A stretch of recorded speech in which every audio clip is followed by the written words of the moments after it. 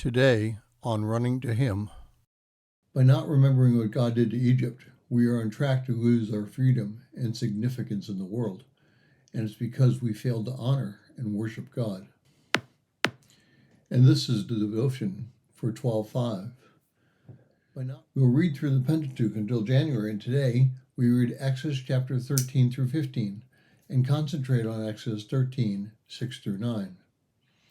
Exodus 13, 6 through 9 says, "For 7 days you shall eat unleavened bread, and on the seventh day there shall be a feast to the Lord.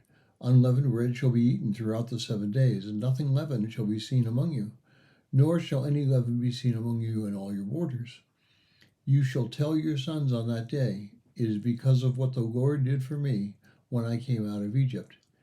And it shall serve as a sign to you on your hand and as a reminder on your forehead, that the law of the Lord may be in your mouth.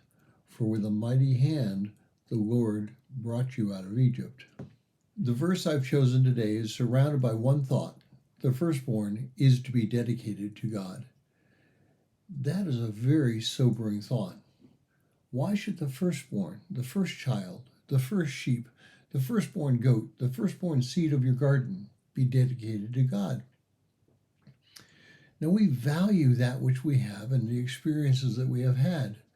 I'll bet if you tried, more than half of you thought about it, you could remember your first kiss or your first car, your first date, and the list goes on.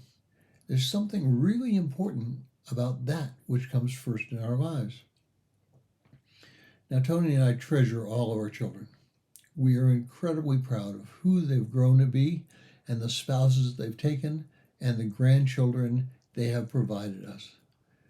And they are all equal in our lives and in our minds. But our oldest daughter, Raya, is our first daughter and child. Everything that happened as she and her brothers and sisters were growing up, she experienced first. She was the trailblazer. She was the one who cut the path for the rest of the children to follow.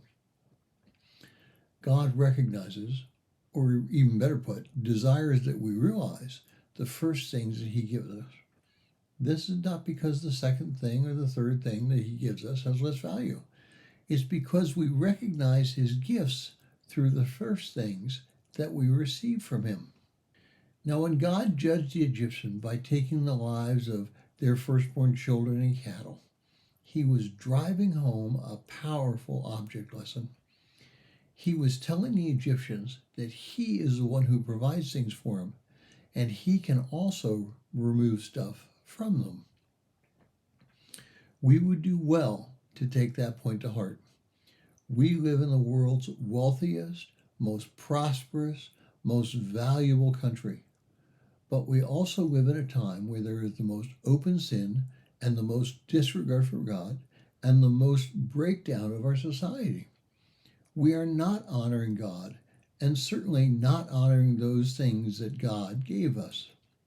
We are on track to lose a significant amount of our freedom and significance in the world. And it's because we failed to honor and worship God. Thank you for listening. We pray that today's devotion was meaningful to you.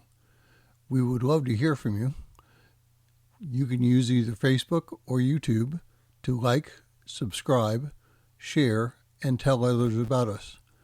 If you would like to contact us, you can reach me at phineasjacobus@runningtohim.net.